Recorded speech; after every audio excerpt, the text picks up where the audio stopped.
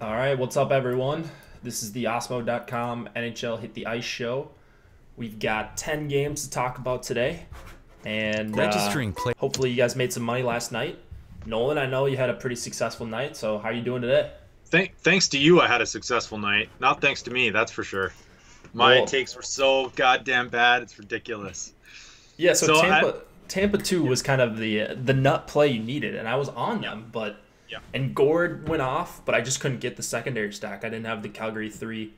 Raj right in chat says I played Calgary 3. Or I guess it was Calgary 2. Yeah, I faded them unintentionally. They just didn't grade out well for me. Yeah, that's Yeah. true. Like it was tough to. I guess like it's tough to adjust those grades when you don't know like what that ice time is going to be like, or like when you're basically just losing an entire second line. Yeah, I probably just should have been heavier on Tampa 2. But yeah, it's frustrating when you're on the main stack, but you just don't get the other one to come through. Gustafson was the nut. Yep, he's the guy that I don't get a lot of. And also, the Chicago line changes killed me. Like, I had 20% of Chicago 3. Yeah. They were either my highest or second highest exposed stack, along with St. Louis 1, who also didn't do much. But yeah, that line change destroyed me. You couldn't really swap. At least I couldn't swap in time. I tried to use this late swap optimizer and it wasn't working. There just weren't enough games for me to kind of make the adjustment. Yeah, make the adjustment. I actually totally missed that whole thing. What was the line swap? They went from, so it was going to be Anisimov, Kane, and DeBrincat. That was what we expected. It was Taves, Kane, Kajula. So it couldn't have been a worse. It wasn't like even two of them stayed on the same line. I just had to hope for power plays. And so I kind of knew right there I was going to get crushed. And I didn't even know that, so I'm glad I missed it. So I wanted to maybe just start off the show, get your thoughts on. I've been kind of tracking a little bit recently, like my own personal biases and takes versus what the projections say. Last night was probably the most prime example and the most pronounced example of my assessment of games just being so far off of what actually happened and different than the projections. So if you missed last night, I was like heavy on the Kings because I thought the Flames had just clinched and they weren't starting like 7 guys, and like maybe that was flying under the radar. And the Kings didn't really get that much ownership, so that's partly true. And then maybe like just sort of using some of these playoff narratives to get off teams. And what actually happened, so I entered like 10 teams with my narratives. They were awful. And then I entered 10 teams in the 20 max with your projections. And those hit, and just with like a few tinkering, like we all do, those projections were amazing. And so far, since I've been kind of keeping track, these projections have been way better than my thoughts on things. So I guess my question for you is like, I would love to keep track of this next year, because we all have kind of our own biases and our own kind of takes sometimes, and that maybe affects how much we play. But I'm starting, like, I think one thing this year has taught me is just like my own takes and my own biases are probably the same as other people's, and they're probably just not as sharp as these projections. And like, you should probably just auto trust a lot of these projections unless you have a reason not to. right, so I think that's the thing. I think just projections are a good place to start. So, like, I think if you have the time, like, think about making your own. And I know Alex advocates for that as well, because then at least you know everything that goes into them. You might not agree with all of the things that I use in my projections. You might think that, I use some noisy stats and high danger chances aren't the best way, and scoring chances aren't the best way, and shot attempts aren't the best way to judge how a player is going to, perform in the future. But it's just a good place to start. At the very least. So find a projection like system that you trust, whether it's mine or somewhere else, and just kind of go from there and then tinker. I think, especially if you're MMEing, I don't know how you MME without projections. It seems basically impossible to me. Anything more than 20, it just becomes such a time consuming endeavor, right? And you lose a grasp on what you have, kind of really quickly. Like I feel like my perception sometimes will be like, oh, I'm at 50% of that defenseman, and then I'm at like 80 or 10 or something, like just way off what I think. So it's kind of good now that there's actually, if you haven't installed the RotoGrinders toolbar on DraftKings, I would highly recommend that for sure. Do you use that? Yeah, so you can see your exposures. Yeah, so you just like you go to your lineups page. If you're not using that, it's like my favorite tool. You can it also shows you like how much a contest is going to be over or underlay, which is nice. And yeah, just like kind of lays out all your lineups and shows you what you're exposed to, which is so helpful, I think. Yeah, it's a RG Chrome extension. They have it for Internet Explorer too, I think, right? Oh, nice. Okay. But yeah, it's obviously it's really helpful if you like. You know, I see all my exposures on FC, so I guess I don't really need it that much, but it is helpful to see like the overlay and stuff on tournaments and see maybe which tournaments aren't going to fill. So yeah, absolutely. Yeah, but good day for the brand. I guess the guy who took down the GPP was an Awesemo member. Yeah, he had last night upside down logo. I don't know who it is. His name, I can't remember his name, but I looked it up in our Slack chat, and he's there. So, he's there? Okay. Yeah, he took it down. So, and Homer Cleese was second last bad beat with the Calgary goal. So, yeah, he's had a couple of those this year. He's had a couple second places. I mean, he's had so many bad beats too. And like I've been following his college basketball lineups. Like he got pretty sharp, pretty quick on these college basketball takes, and has had like some really good shots to take down these larger tournaments. Yeah. But, you know, bad beats, I guess it happens, right? Yeah. I mean, all you can do, right, is get into the top 5 or top 10. And then after that, it's so close in a sport like hockey. Like a couple block shots or a couple shots on goal or one goal can just make all the difference when you're only scoring up to like 50, 60 points some nights or taking down GPPs. So just give yourself a chance. And if you can do that more often than not, you're going to run into some bad beats, but you're also going to run into some really good ones. Like I had a couple early this year. And so I think I've been pretty on the good side of variance when I've been in contention this season. Yeah. And maybe a guy like Homer Cleese, who's obviously a very good player, he has been on the wrong side of it, at least lately. So still making money, but you always like to actually win that tournament. 10K better than 4K. Yeah, exactly. That math checks and out. Yeah, with the prize pools, like you need to win a couple with the that's the thing. It's like structure. The wins keep you going with these prize pool structures. You know, you almost have to gear your lineup sometimes to trying to hit the nuts or like at least focus on that. Because if you're not, it's a losing proposition in the long run if you're not winning or finishing like top 2 or 3 in these contests. So I was overweight. Just to like speak to the payout structure, I was overweight on Tampa 2. Last night, overweight on Gord by, I think I was double up on Yanni Gord. Yeah. And yeah, I didn't have the right combos, but I got back like 30% of my entry fees. Like that's how top heavy. That's crazy. I mean, it was bad. Maybe I just didn't play that well. I didn't review my lineups that heavily or anything, but I'm sure there was some mistakes made. Obviously, the Chicago thing hurt, but it's tough. You really got to go for that home run. Yeah. Absolutely. All right, so 10 games tonight. Do we see any ownership spots we want to talk about quick? We'll go through each game, of course, but anything off the top? Actually, I haven't really even thought about it. What's sticking out to you? Nothing crazy. I think Colorado is going to be pretty decently owned. Dallas. Colorado, okay. Yeah, against Edmonton. They're playing for their playoff lives. But I think we're going to see it pretty split between like some of these teams with healthy totals, like Toronto. Tampa Bay is going to get owned.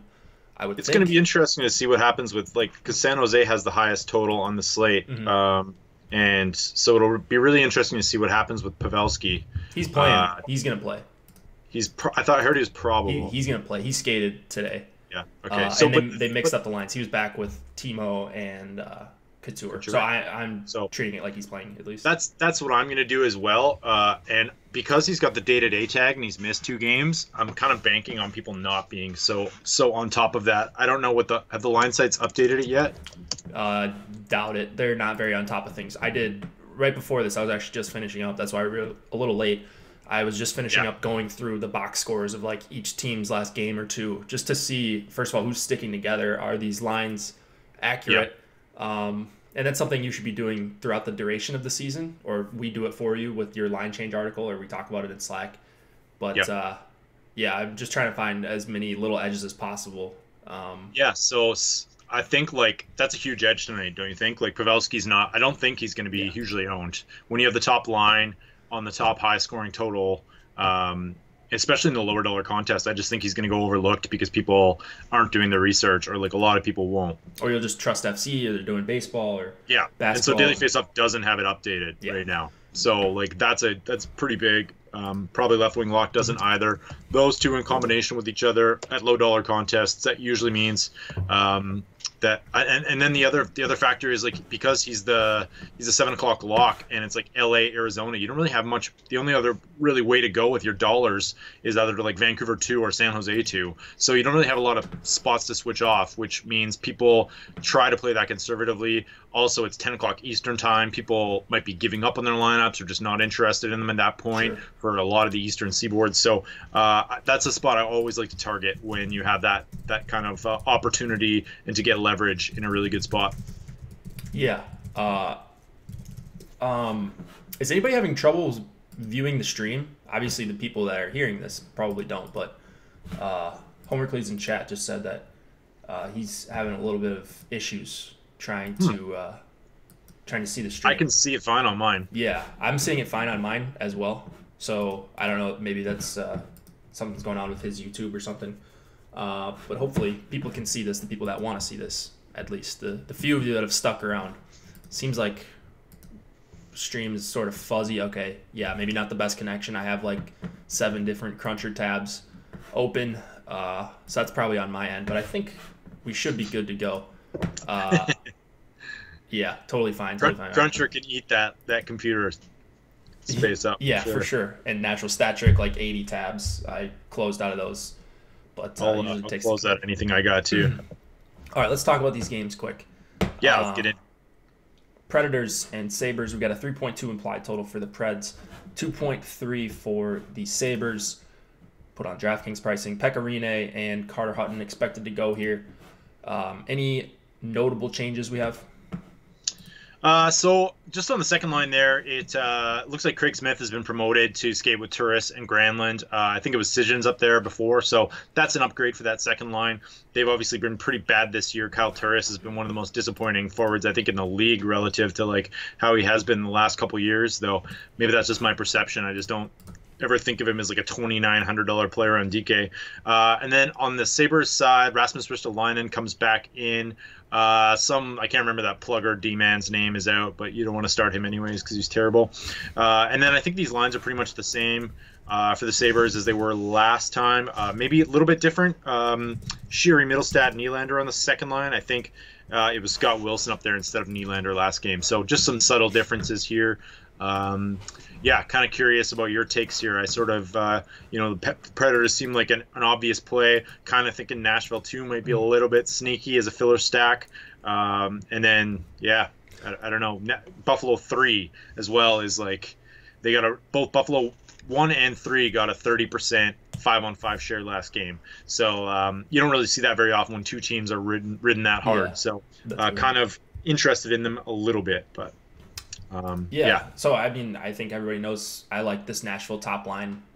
Their pricing has come down, and the matchup against Buffalo is perfectly fine to me. I don't see anything wrong with it.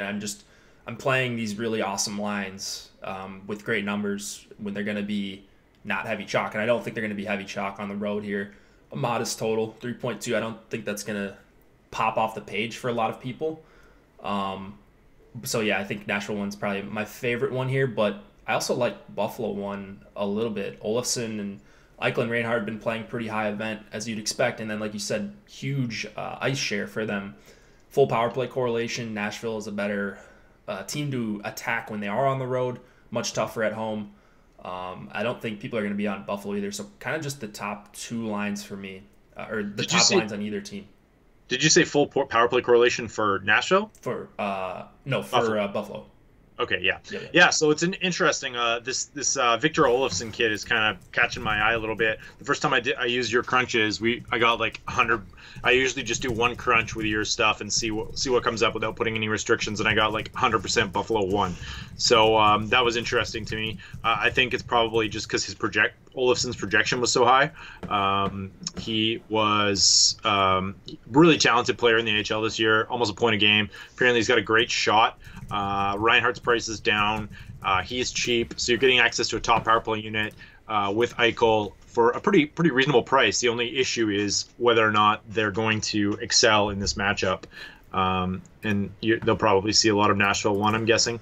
I hope not. So that's the thing. Like, it's not like they're priced way down where you can just kind of play them and hope they play against, or you don't have to really worry about who they play against. You do need a good amount from them on this big slate, but they're kind of priced in this mid-tier, and I agree with you. I like Olofsson. He's been super active from like a shot generation standpoint playing on this line. And he's only 4K, so it just brings the price of the line down to where I'm comfortable with. I just hope they don't see like all their time against Nashville 1. I think that'd be a pretty clear advantage for Nashville 1. So hopefully they roll lines here, or maybe they go with the Johan Larsson line and they kind of split time against opposing top lines. I know they've been doing that before. I kind of took that week off. I haven't looked if they've done that lately, but as long as they're not hard matching Nashville 1, I think Buffalo 1 is going to be okay here, and that's kind of what I anticipate right now. Yeah, I think that's right. I'm curious though, like, I don't know what Buffalo's going to be owned at. I'm thinking not much, so you might not need much to go overweight here. Exactly. Nashville's just hasn't produced, and I don't know what people are going to do with them tonight. Like on paper, you'd think they'd be one of the highest owned lines, but because they've just done nothing for like the better part of a month, it's going to be interesting to see where they end up. Yeah, that is that's interesting. I don't know how much people will take that into account, but they're underpriced. I mean, yeah, they're underpriced, but I think people are sick of the failures. Like even my own reactions, like, oh, am I going to play Nashville 1 again? Like, and like it's probably a smart play, but yeah, just having trouble pushing that button. So yeah, I don't blame you. Yeah, that's why I'm having Cruncher do it for me. And then the other option I was kind of exploring just getting into this game is just taking Yossi and kind of hoping to get a share of the Nashville offense through that. I'm gonna have probably close to 90% Burns tonight, so it's tough to pay up for 2 defensemen. Yeah, it is. 90%. Wow, I thought I liked Burns. I'm going for it. Yeah, I'm in. So I'm going full testosterone today. I'm experimenting with different styles, so yeah, might even go 100. Okay.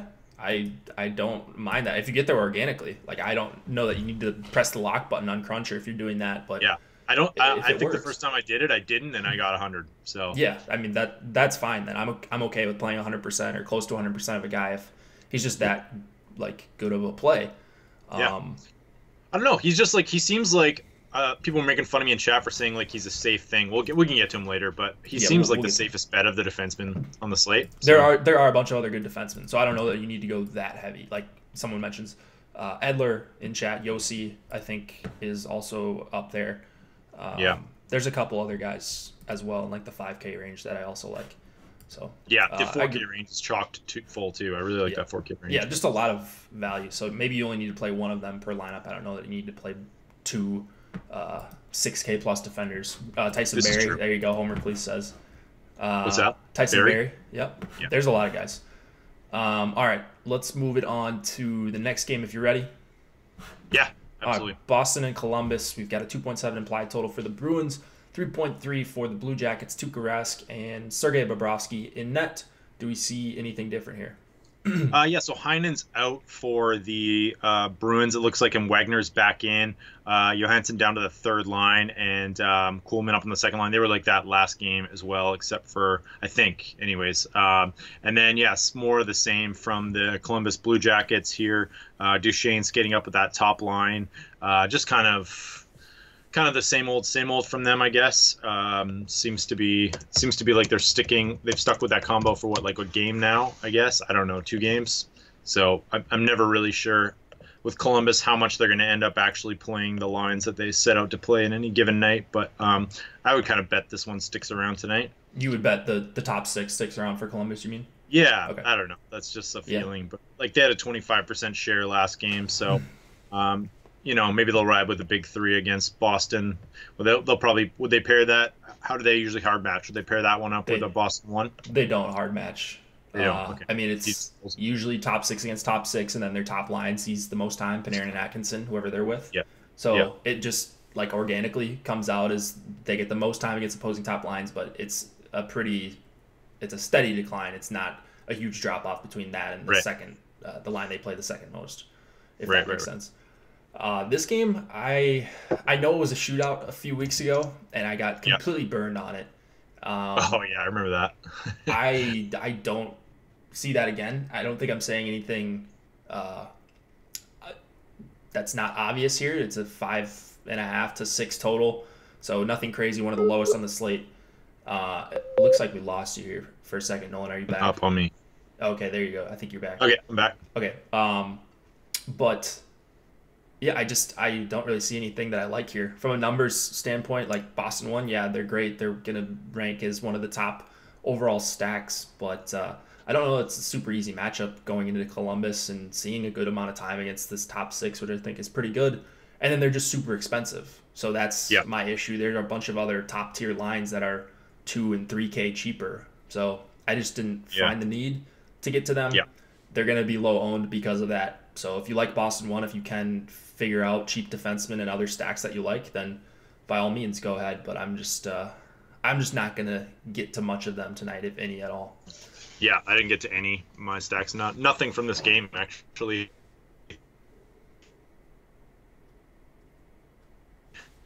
All right, looks like we're getting cut out here a little bit again. Yeah. All right, anyways, we'll try to get Nolan back on here in just a second. I'm sure he's frozen on your guys' screen. Yeah, I'm thinking. Oh, okay, there you go. I'm frozen? Yeah, you were frozen. We didn't hear you for the last I don't know what. I'm gonna try quickly just switching networks right now. Okay. We'll give that a shot. All right. You talk away there. All right, cool. So I don't really have anything else to talk about in this game.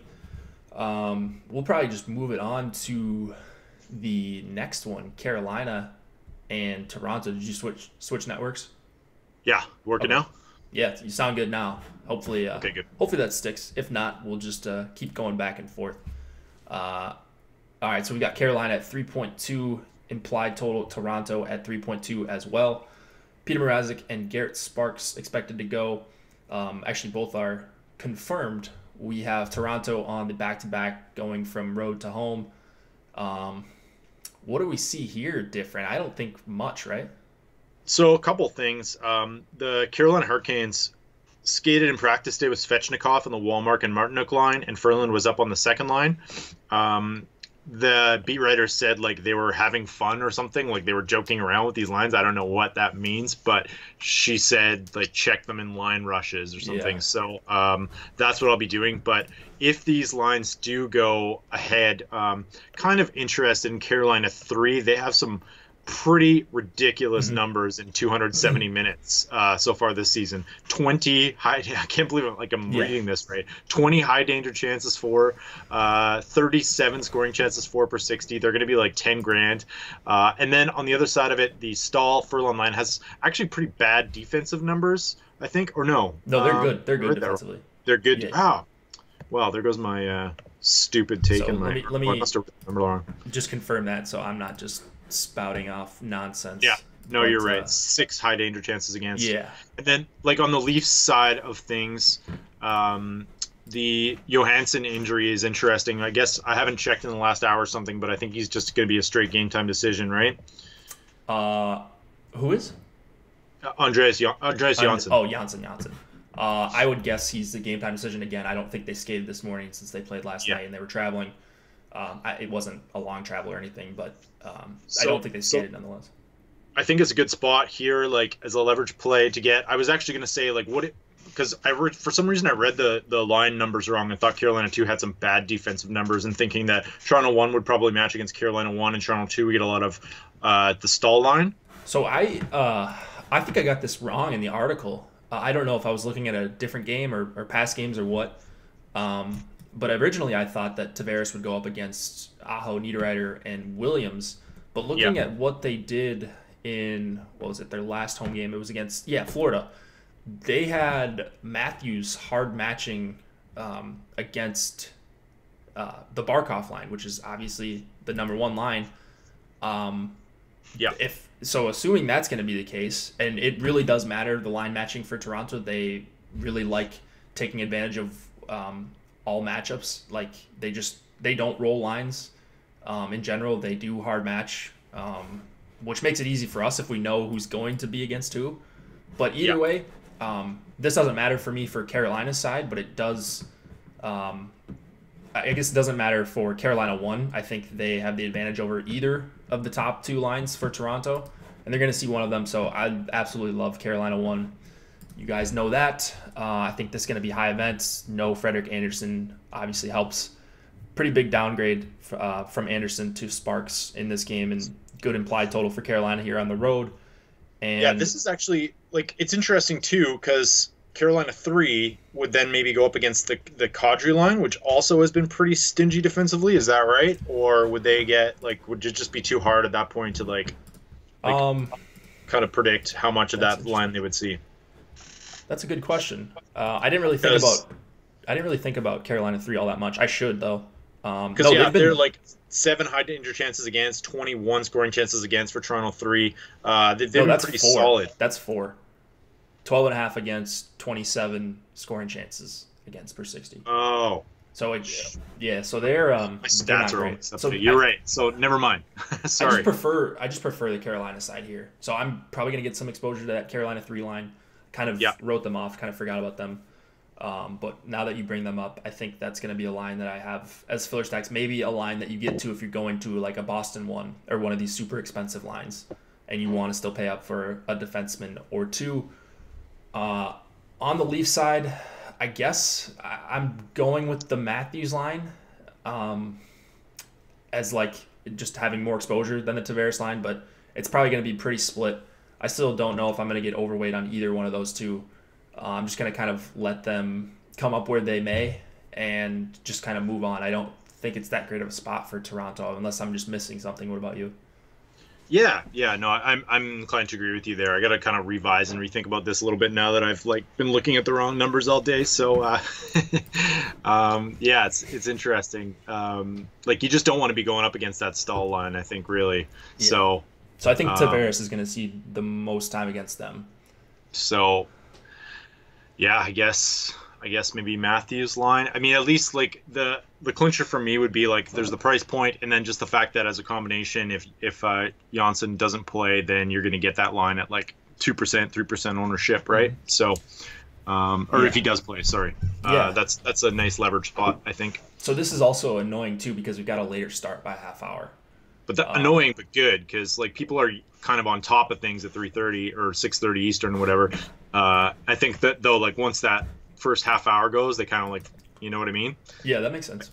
I feel like people are a little bit less likely to check in on their lineups. So I guess what we should do is probably just have Janssen in, and then Kapanen's $100 cheaper. So you just make it an easy global swap to Kapanen if Janssen can't go. I think that would be the smartest thing to do. What do you think? Yeah, I totally agree. Okay. What about defensemen here? Dougie, Morgan Riley, Slavin's been kind of crushing a little bit lately. Yeah, his price is down now. It's kind of back up. I guess he's got points in a few straight. Is that right? Yeah. So he's up to, oh my God, he's killing it. Goals in 2 straight, 4 shots on goal.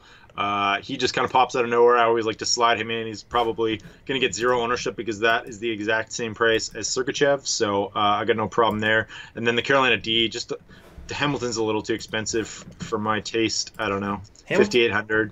He is expensive. I want to find some ways to get to him in one-offs. He doesn't really correlate that well to Carolina 1. The problem is there's just so many guys. Like you mentioned, Edler, Yossi, Burns, Klingberg, Tyson Barrie. Like there's just a bunch of guys around that range. So I don't know how much I'm going to end up with Hamilton as much as it kills me to not play him because I think it is a pretty good spot for him. Yeah, I have no feel. He's one of those guys I just have no feel for. I know he always projects out well, but I just can never get him right. So he just shoots so much that he's so good for DFS when he has his ceiling games. Like and the fact that he doesn't correlate well to these lines means like he's a pretty good one-off candidate. In my mind, I perceive him as like a kind of assist-first defenseman, but he's got 16 goals and he's shooting a lot. So he's shooting he's probably as much a really as anyone, good one-off plate. Yeah, he's shooting as much as anyone not named Burns, like for the second half of the season, I think. That's nuts. That's absolutely nuts. So like, would you use him as a one-off, or would you like to see? Yeah. Okay. Yep. Yeah, maybe that's a good idea. You might have talked me into a little Hamilton tonight. Yep. Yeah, 600 less than Burns, though. I mean, come That's the issue, right? All right, let's move it on to the next one. Tampa and Montreal, 3.1 implied total for the Lightning, 3.3 for the Canadiens. I think is Domingue going tonight? Is that right? No, it's their Pascal? Pasquale, I think. Pasquale? Is that right? All right, I'm going to change this guy. I had Domingue in there. Maybe it's Pascal. So he's the probable guy? Is that right? It's Italian, so maybe it is Pasquale. Sorry, say that again. He's the probable guy? Let me double check right now. I thought I saw something about him going, but I didn't see it confirmed anywhere. All right. Let's see. Yeah. Eddie Pasquale starting tonight for Tampa. Okay. I will get that updated for you guys. Pasquale in the projections. Yeah. He popped in. I think he was in your projections. I got him in a couple teams, but maybe I'm wrong. Yeah, because FC has some stuff going on with their projections. Their goalies or whatever. Yeah. Yeah. Yeah. So I don't know what to do with this one. We've been on the Montreal 1-2 bandwagon for a little bit, but their underlying numbers are pretty good offensively. And then just a note that Byron's back for Montreal on the fourth line there. Not expecting any changes for Tampa tonight, but we will know closer to game time. Obviously, they played last night, so we won't really have a confirmation on anyone. But I would expect Hedman and Strawman to miss again. Yep, I expect kind of the same lineup here for Tampa. I don't think I'm going back to Tampa 2. I think they're going to get hard matched against Danault, Tatar, and Gallagher, and I just have a lot of respect for that line. Not enough that I want to play Danault, Tatar, and Gallagher, or play them significantly at least. I'm kind of looking at the Domi line here. They've grown on me a little bit. Just cheap with Lehkonen at only 3,200. I like the value of him, of course, but I actually don't think Shaw and Domi grade out poorly at all. So this is a line that I'm going to. They're going to avoid Kucherov and Point, and you like that. They're going to go up against the softer Stamkos, Palat, Joseph line. I don't know how good they're going to be defensively, but that's kind of where I'm getting the majority of my exposure in this game is Montreal 2. What do you think about that? Yeah, I think that's a fair take for sure. The numbers are great together. So you'd think Montreal 1 more against Tampa 2? Yeah. So 2, Danault versus Point, and then Domi will get second and third lines. Yeah, sneaky play tonight. I think Montreal maybe. Tampa coming off back-to-back, starting their backup goalie. I'm not going to go down this narrative again of them not having anything to play for. But I kind of like actually the contrarian play of stacking that Montreal 2 line with Carey Price. You're going to get no ownership on that one if you want to do that in large GPPs. Price has got the big red 1 tag against Tampa this year, and if anyone could steal a game, it's Carey Price. So maybe just a contrarian play in a couple lineups. I might throw Carey Price in. No, I don't mind that at all. Him and Dubnyk are kind of the guys that I'm looking at in this range. Yeah, so super cheap. Yeah, and he's going to see volume. Montreal gives up a good amount of volume basically the whole season. So yeah, I like Price. Another thing we didn't touch on, Pekka Rinne as well. I kind of like tonight. You getting to any him for Nashville? Yeah, under 8K. Just favorite. Like one of all the favorite goalies this on this slate, they're all kind of going up against teams that don't shoot a lot, except Buffalo, still shooting the 6th most in the entire league. So just something to think about. Yeah, I definitely agree with that. So I guess I'm not really going to be on Tampa tonight. That worries me. I don't think they're going to be super heavily owned. So that always is worrisome, the fear of missing out at least on them because they're so good.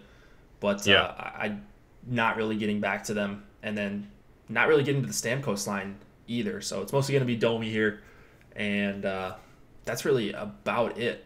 I don't really love any of the defensemen. I mean, Sergachev is a good value, but he's not even a guy that I'm getting a ton of either. So Sergachev revenge game. Oh yeah, that's right. There you go. Got to bump him up 4 DK points. Yeah, I kind of like Sergachev. It's going to be. I'm curious about his ownership tonight. If he's going to be around 20% again, this might be a spot to pivot off him. just because even though he's great value, there's so many good values in this range. So like him and I'm curious about Schultz. You got Slavin, you got Provorov, you got Sutter and Dahlin, and just like guys that are kind of probably project for pretty similar upside and sort of have that same upside as Sergachev in the same price point that'll be far less owned. Yeah, I think I agree with that. I'm not crazy about him just with the ownership baked into it. I think he's a fine play, fine value. Just not a guy that I'm going to be going super heavy on. I'd rather allocate a little bit of that to some other guys in that range. So, let's move it on. We got 6 more games to go, so we'll go through pretty quick. Penguins and Red Wings, 3.4 implied total for the Penguins, 2.6 for the Red Wings. Matt Murray, Jimmy Howard in net. How much Detroit won here? Oh, I don't know. I guess I'll like trust the numbers and go with some Detroit one. They're still pretty cheap, right? I think Pittsburgh one's probably going to be the most owned line on the night. What say you? Oh, I don't think so at all, actually. No? I don't think they're going to be that heavily owned. I mean, good implied total and stuff, but the correlation isn't great. People will leave off Rust. Yeah, that's true. Sorry, I guess what I mean is like Crosby and Guentzel. I think they hit close to 20% tonight, 15 to 20%. You don't think so? No, I don't. I wasn't anticipating that. So maybe I'm wrong. So chat, I'm sure will correct one of us at least. Yeah. What's the chat think? No one said anything just yet. No one's come at either of us yet. So maybe it's somewhere in the middle. Maybe they are going to be somewhat chalky. But, yeah, good grade from Osmo. So that's kind of where I was going a lot tonight was Pittsburgh one stacks. And then obviously Detroit. Like you can't go wrong with your Detroit one stacks these days. So they're too cheap and too good. What's the matchup look like? They'll hard match against Pittsburgh one. I think it's gonna be close. I mean Gensel.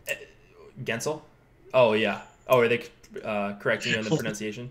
Cleese is giving us shit. McKinnon going to be chalky will reduce Crosby. That could be the case. I think I agree.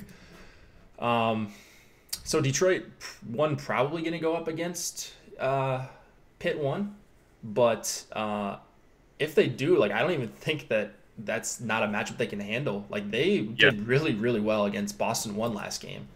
And yeah, it was a Sunday night game. Maybe Boston wasn't super up for it. Like they're pretty content with where they're at, I'm sure.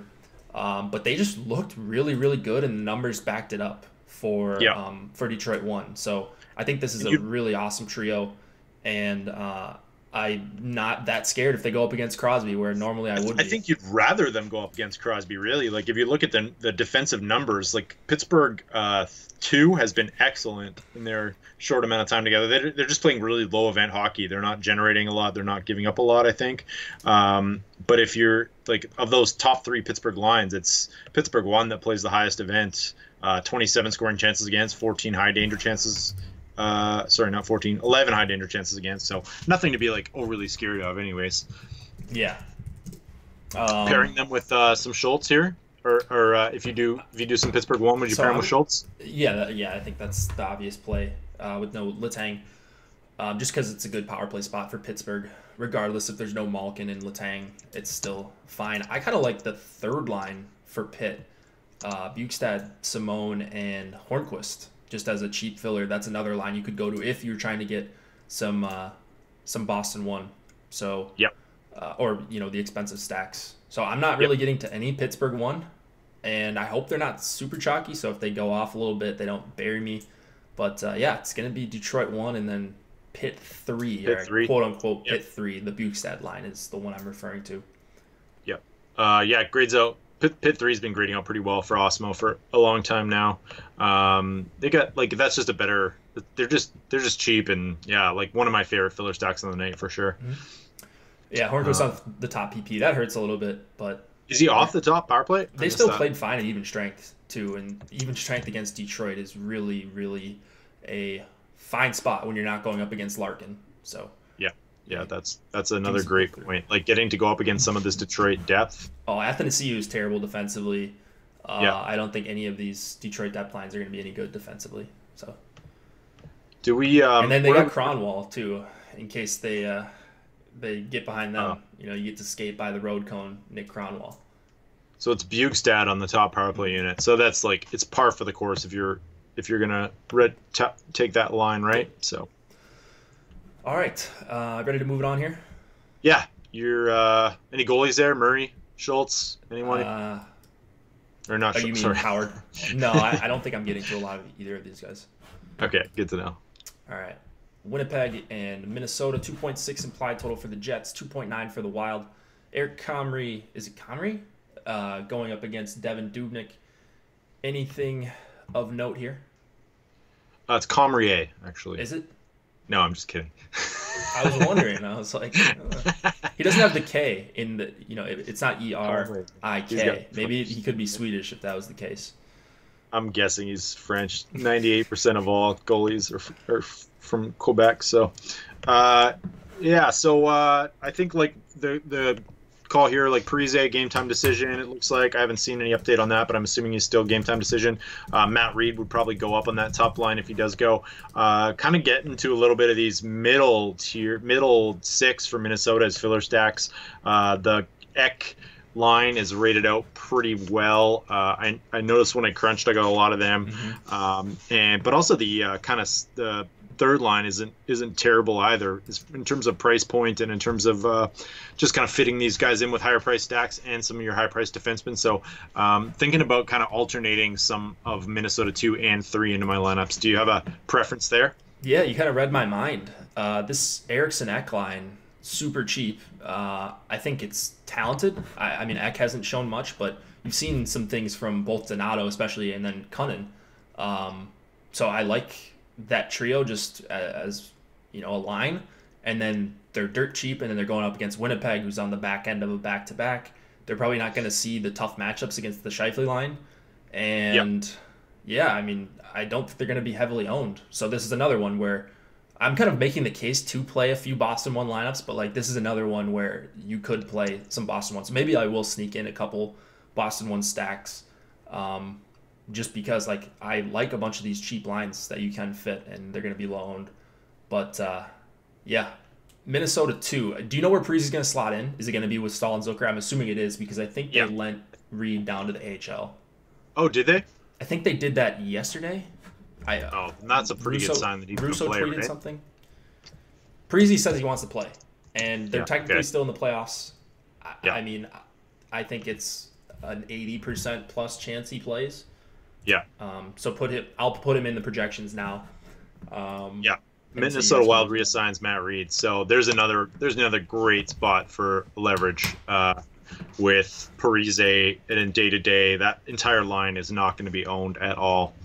Like Parise is going to be 2%. Yeah. Maybe if that. He'll be somewhat owned, I think. It depends on if DFO updates and Fantasy Cruncher updates.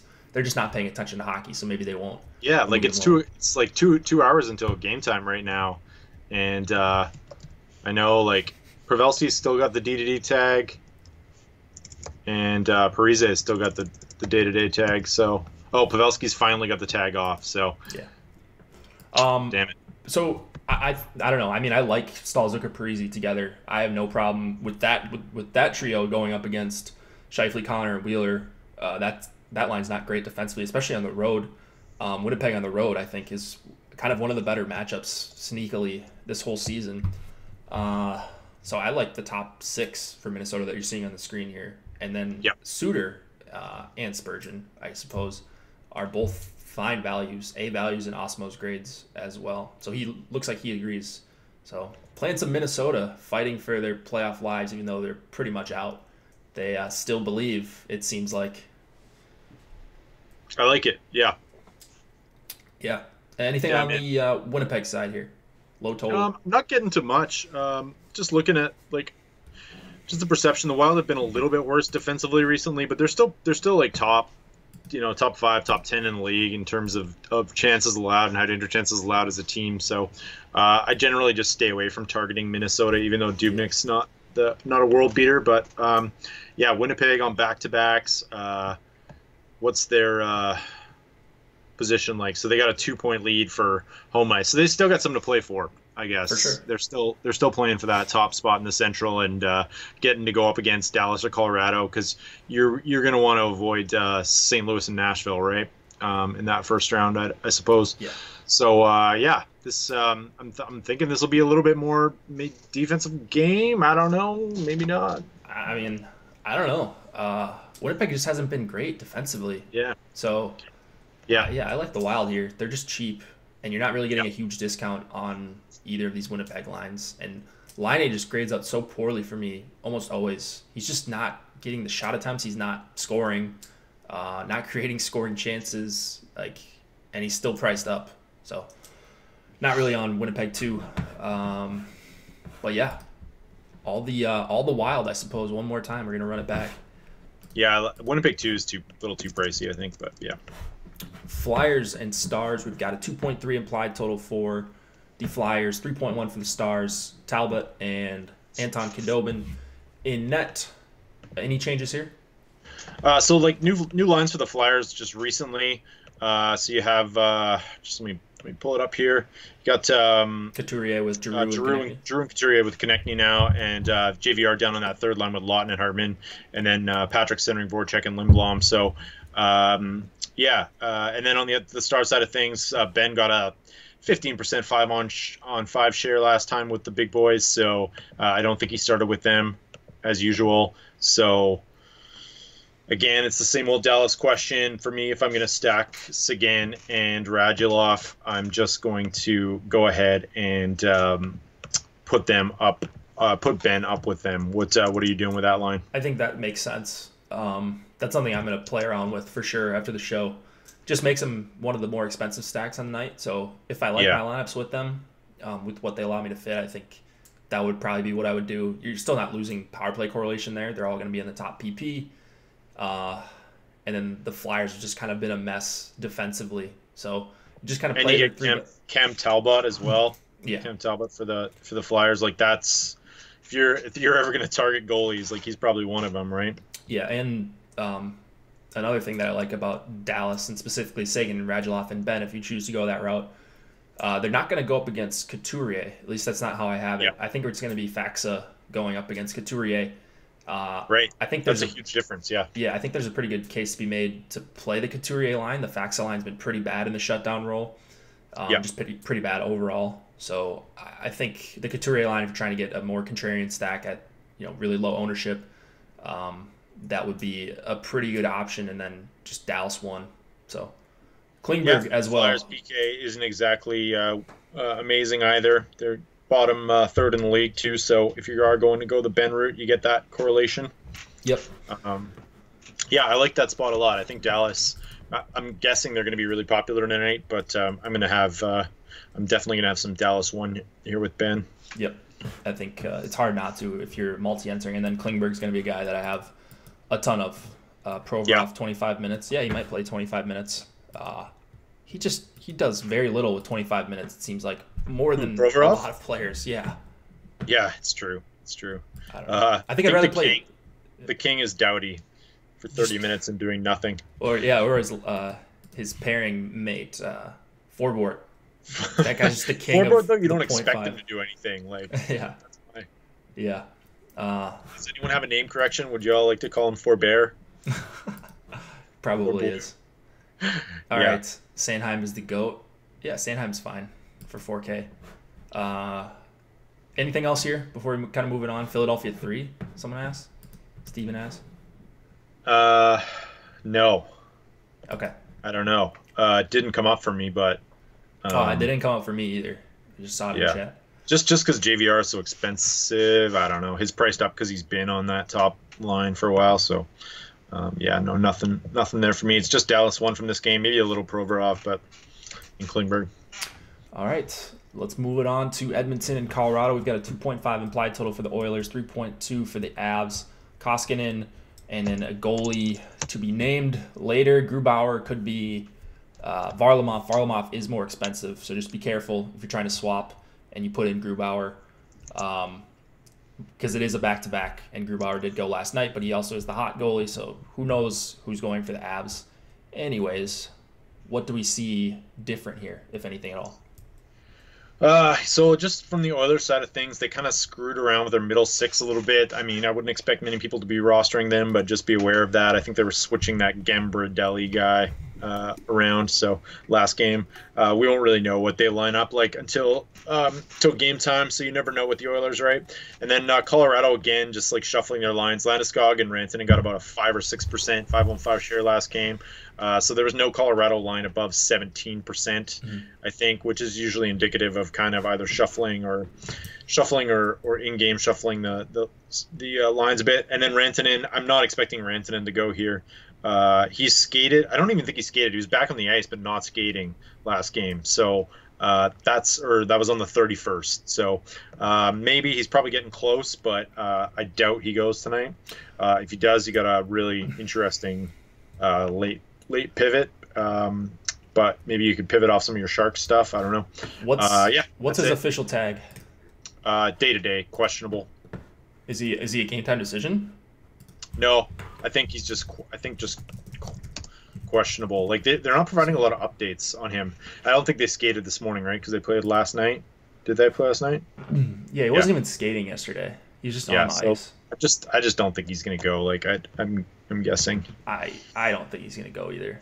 Yeah, and if he does, it's kind of tough to swap. Like he's gonna be way more expensive than Comfer or Carl Soderberg or Kerfoot, whoever you try to swap out wherever he slots in. Yeah, that's true. So I don't know. I'm probably just ignoring him tonight. I don't really know what I want to do with the Avs here besides play McKinnon and somehow mix in Landeskog. So I don't know if that means just on Cruncher have 4 guys on the top line and say like somehow you have to play McKinnon and Landeskog together and just take one of Comfer and Kerfoot to fill out your 3-man.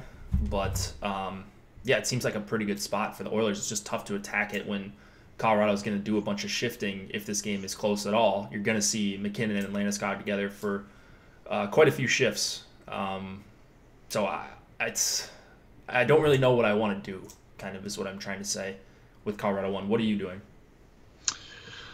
I'm not really getting to them. I haven't been playing Colorado 1 recently, and I'm just going to continue on with that. I know that they grade out well for Osimo. I know this is a great matchup. I know they got a lot to play for, but I'm just kind of banking on the fact that they just don't correlate very well together. Maybe that's my own perception, but I don't think they've correlated all that well, just with the line juggling there. So I'm not going to be rostering them tonight, though. Maybe to my detriment. I don't know. That's fair enough. I mean, there are other good spots. I'm definitely going to get to them. Like I said, it's just a matter of what I actually decide to do. I think I might just play McKinnon and Landeskog together and then one of Comfer or Kerfoot, just because I don't know what the lines are actually going to look like from shift to shift. Yeah. And you know McKinnon and Landeskog are at least going to play on the power play. Those are their 2 best skaters. And then there's not really a bad matchup against the Oilers here. So you'd almost rather go up against McDavid, even though they don't really hard match. Colorado hasn't been. Do you like the Oilers side of this at all? McDavid, Draisaitl? I wasn't really thinking about it, but you got the terrible Colorado Avalanche penalty kill. You got them burning people last night, back-to-backs road. Like, I'm guessing they're not going to be owned, so or not owned as they usually are. So maybe it's not a bad spot tonight to kind of get in on a pretty talented line. $18,000, $19,000 when you factor in Cassian, so it's pretty good. Yeah, I think I'm going to take a few stabs at them just because if I'm playing anyone, it's McDavid and whoever he correlates to. And then I like Clefbaum here quite a bit for 5,300. Yeah. It's only 18,000 for that entire line. Like when you get a top line with those 2 on it, that's not bad. Yeah, not bad at all. And I don't know if they're going to be super popular. I mean, Colorado looked good when they were chasing yesterday. And St. Louis kind of tightened up, and it seemed like they were just content to try to kind of close out the game. And they obviously did not do that. They got it in overtime on kind of a nice tip play by Kerfoot. But Colorado looked atrocious there for the first period. Like they only had a few shot attempts. Really got nothing going besides McKinnon rang a post. And kind of same thing in the second period too. They just looked really, really bad at times last night. And I think St. Louis is obviously a much, much, much better team than the Oilers, but McDavid and Draisaitl together are a really dynamic duo. So I think this one could be a little bit more of a shootout than the Vegas totals indicate. I just don't know what McDavid's ownership is going to look like. Yeah. No, I think it's going to be under 10%. Probably like 8 to 10. That's my guess. Yeah. I hope so. Then I'll play a good amount of Edmonton one there. Yeah. All right. Anything else in this game, or should we move on? Barry? Yeah, I like Barry. He's probably a little overpriced, but it is a great matchup against Edmonton. And that's another way you could go McKinnon, Kerfoot, Landeskog, Barry, and you've just got that whole power play. Yeah, he's been really kind of solid lately too. Like he's really only been bad in like 2 of his last 10 games too. So just kind of like shooting quite a lot, decent minutes, power play 1 time plus matchup. Like the only knock on him is his price. Yeah, got to get the Patrick Nemeth reference in. Play Patty Nemeth, of course. We only have like a week of that left. I think he had the game tying goal yesterday, did he? Or he had the assist. Maybe it was on the first goal. I can't remember. But I did hear his name on the broadcast. So no one tagged me on Twitter. So you guys must have not been watching. You must have been watching baseball or something. The game winning assist, maybe? Wow. No, game tying, I think. I can't remember if it was the first or second goal. But anyways, let's go to San Jose and Vancouver. 3.5 implied total for the Sharks, 3 for the Canucks. Martin Jones, Thatcher Demko in net. And what do we like here, if anything? And talk about Pavelski returning. Yeah, so Pavelski's in, probably going to take his spot on the top line with Timo Meier and Logan Couture, which pushes Nyquist down to the second line, I'm guessing, with Kane and Hurdle. And then, I don't know what, Donskoy might just even sit out. I'm not sure that they would break up this third line of Sorensen and Thornton and LeBanc, so, or maybe he goes down to the fourth, I don't know.